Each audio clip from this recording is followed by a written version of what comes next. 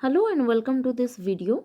We were continuing the first chapter of your history, that is the French Revolution. In last video we discussed up to the women's revolution in France, and in this video we will discuss about the slave trade and the relation of everyday life and the revolution of France. The colonies in the Caribbean, and mainly in particular to Martinique, Guadeloupe, and San Domingo, were important suppliers of commodities such as tobacco, indigo, sugar, and coffee. The European colonized over several parts of the world and exploited those colonized area in order to fulfill their requirement. The Caribbean was one such area where the colonies were developed by the colonials, and the Caribbean was a very important area as it was a very important supplier of several daily commodities like tobacco, indigo, sugar, and coffee. And obviously, in order to produce all these things, they required heavy labor. But the reluctance of Europeans to go and work in distant and unfamiliar lands meant a shortage of labor on the plantation. The European people did not want to go to far land in order to produce all those things. They were very reluctant to go and work as labor in distant land. And that create a shortage of labor in the field of plantation. And in order to fulfill that shortage, they depend upon other countries where they developed their colonies to extract or to import labors. And for that, the European chose the Africa. There was a triangular slave trade between Europe, Africa, and Americas. The Caribbean area was close to America. It is between the North America and South America. And the producer were from Europe. As you can see in this map, this is Caribbean area. The producer or the investor were from Europe.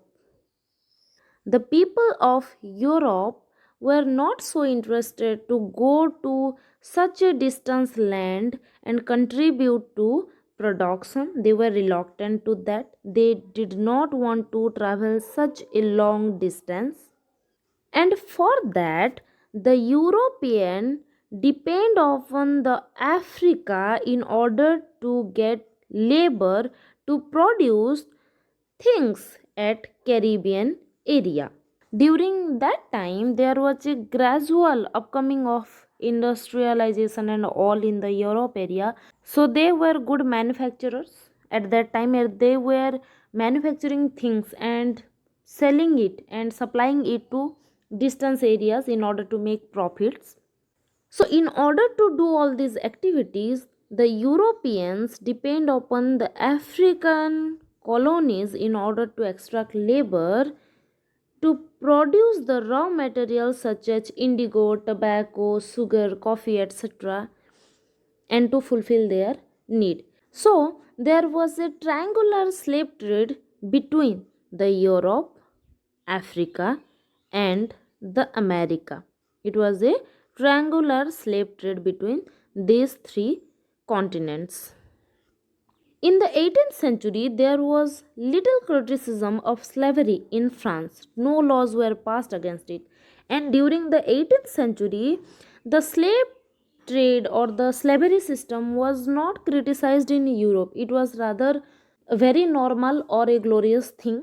Whoever the owner who can purchase most number of slave was seen as a wealthier person.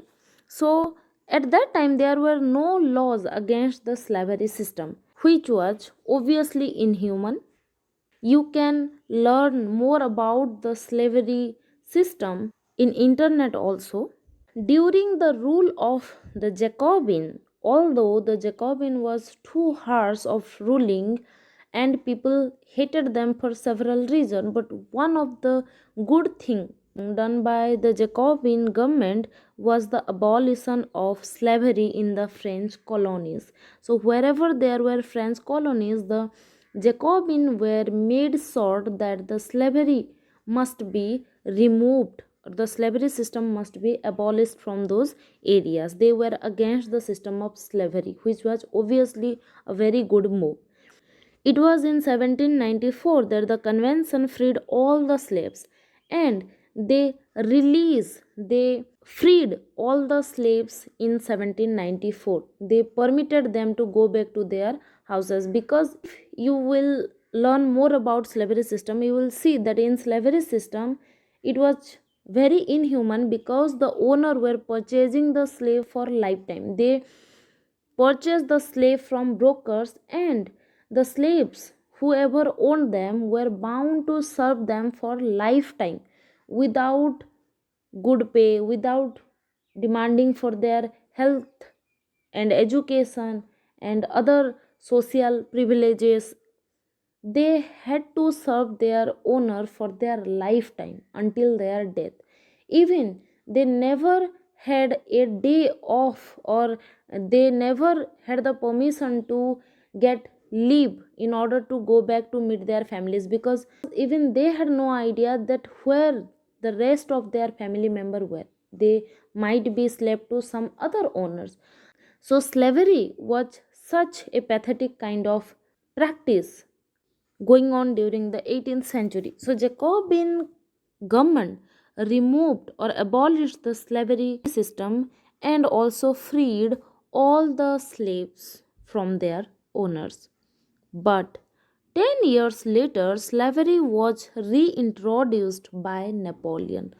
Although in last videos we discussed that his measurement system and modernizing system were very impactful, but he also did some wrong moves like reintroducing slavery system. It was finally in 1848 that slavery was abolished in French colonies permanently. Now we will discuss about the revolution and the everyday life.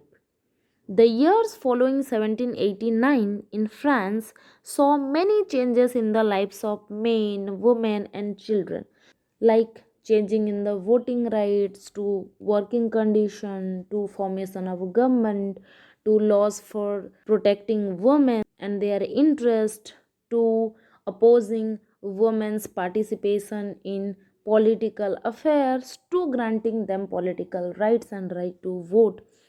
So there was several changes took place in France. The revolutionary governments took it upon themselves to pass laws that would translate the ideals of liberty and equality into everyday practice. The people of France, the government of France, were tried constantly in order to bring the ideas of liberty, equality into day to day practice. One important law that came into effect was the abolition of censorship.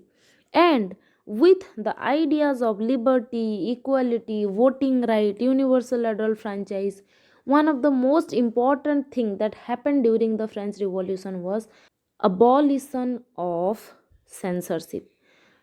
What is the meaning of censorship?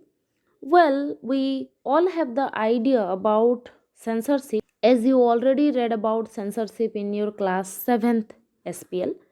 Let me define it once more. Censorship means a situation where government control the media, both print media, visual media, etc., where he removed the content which were against the government. Means the government regulate what to be published and what not to be published, what the public should know and what must not reach to the public. That situation is called censorship, where the government try to control the ideas, the freedom of speech. So during French Revolution, the censorship was also abolished. The ideas of liberty and democratic rights were the most important legacy of French Revolution. And during the French Revolution, the most important gain or the most important contribution of French Revolution was the ideas of liberty. Liberty means freedom and democratic rights. These spread from France to rest of Europe during 19th century. And these ideas begin in France and gradually traveled to all over the Europe. It inspired the other parts of Europe also. Let's conclude this chapter.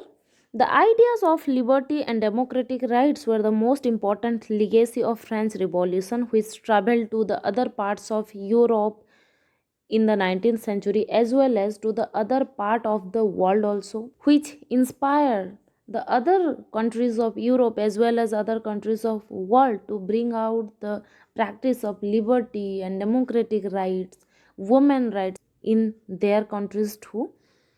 This spread from France to the rest of Europe during the 19th century, where feudal system was abolished, as we discussed. Colonized people reworked the idea of freedom from bondage into their movement to create a sovereign nation state. Sovereign means self-governing. We discussed that the ideas from French Revolution not only inspired the other parts of Europe but also traveled to other countries of the world and inspired the people. For example, Tipu Sultan and Ram Mohan Roy are two examples of individuals who responded to the ideas coming from revolutionary France. Tipu Sultan and Raja Ram Mohan Roy were two known iconic personality of India who fought against the colonized people, and they were greatly inspired from the ideas of French Revolution, and they tried to inculcate it into their practice also. That's all about this chapter. Thank you.